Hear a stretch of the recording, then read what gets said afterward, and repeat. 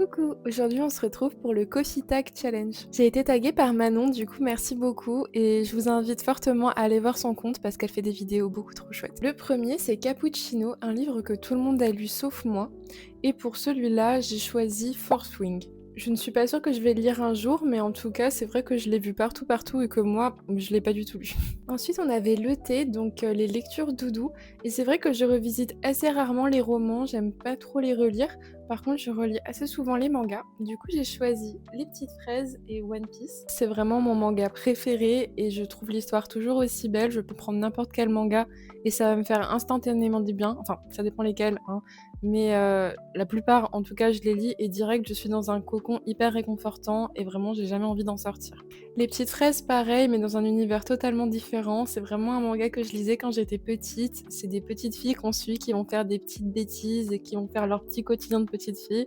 Et vraiment, c'est trop agréable, c'est tout doux, c'est pile ce dont on a besoin quand on a envie d'être réconforté.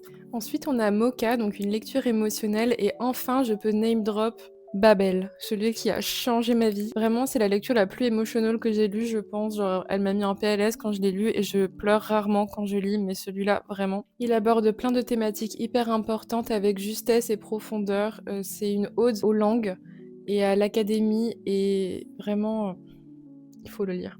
C'est d'utilité publique, il faut le lire. Et enfin, Flat White, des livres que je dois sortir de ma palle. Alors, j'en ai choisi deux. Premièrement, on a le troisième tome de Bone Season que j'ai très hâte de lire. J'avais absolument adoré le tome 1 et le tome 2. J'adore le world building, j'adore la personnage principale et tous les autres personnages. C'est vraiment hyper intriqué et hyper complexe comme univers et j'ai très hâte de me replonger dedans. Et le deuxième à sortir de ma palle assez urgemment, c'est He Who Drowned the World. Du coup, j'avais lu le tome 1 qui était She Who Became the Sun il y a 3 ans, je pense, et j'avais absolument adoré.